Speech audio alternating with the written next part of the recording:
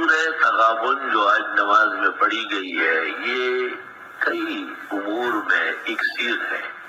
مثلا ایک لاعلاج مرض سے شفا میں معین و مددگار ہے.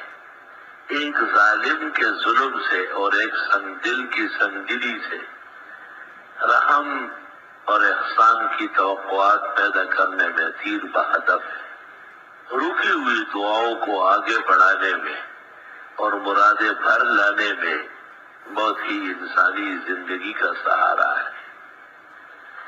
اور سب سے بڑھ کر یہ کہ شر سے، فساد سے، فتنے سے، بال بچوں کے، مال کے، بیوی کے، عزیز و اقارب کے، ان کی سازش، مکر اور تلبیس سے بچنے میں اللہ نے اس سورت کو بڑی صلاحیت عطا فرمائی ہے.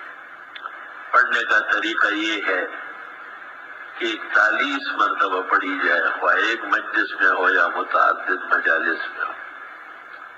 صحت اجازت دے اور کوئی معنی نہ ہو اور عام دن ہو رمضان کے علاوہ تو 2-3 دن روزے بھی رکھے جائے جن میں یہ سورت پڑھی جاتی ہے.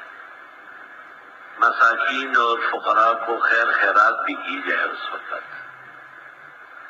جو اس سورت کا تشکر ہے، اور اپنے مدعا اور مقصود کو مضبوط پکڑا جائے اور اللہ کے حضور پیش کیا جائے. اور یہ سورت راتوں کو بھی پڑھی جا سکتی ہے لیکن بہتر سحری کا وقت ہے. پھر دوسرا مرحلہ نماز فجر سے پہلے کا ہے. تیسرا مرحلہ کہ فرضوں میں یا سنتوں میں پڑھ لی جائے. فجر کے بعد بھی پڑھی جا سکتی ہے، سورج نکلنے کے بعد بھی، لیکن ابتدائی مراحل بہت پیشوا ہے. جو شخص اس سورت پر قدرت پائے اللہ اسے عالم میں اقتدار اخلاقی اور ایجابی نصیب کرے گا. اسے زیب نہیں دیتا کہ وہ ناغہ کرے. سفر ہو یا حضر، بیماری ہو یا صحت، گھر ہو یا باہر. 18 آیات ہے، اس کے پڑھنے میں کیا 10-15 منٹ میں 41 مرتبہ آرام سے اٹھ جاتی ہے. کسی ایک مقصد کے لیے پڑھنا یہ ضروری نہیں ہے کہ صرف وہی کافی سمجھا جائے. سینکڑوں اوامر و عوامل نیچے لائے جا سکتے ہیں. جیسے ایک آدمی کی بیماری اور تکلیف کو دور کرنے کے لیے سورہ تغابن پڑھی جاتی ہے تو یہ بھی کہا جا سکتا ہے کہ اللہ ہمیں بھی بیماریوں سے بچائے اور بھی بہت سارے بیماروں کو صحت شفا دے.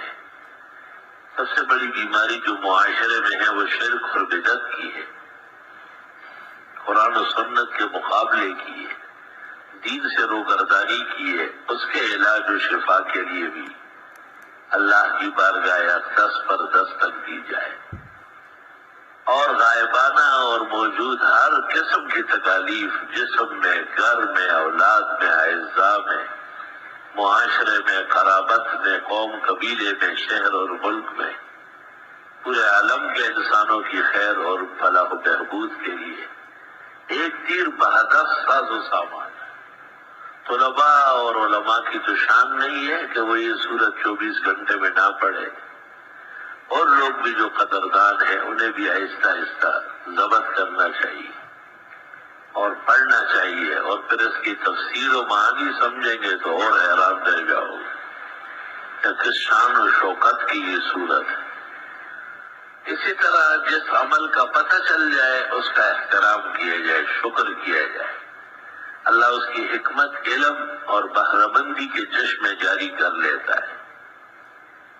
اور بعض اوقات توقع سے بڑھ کر فضائل و معارف نظر آتے ہیں.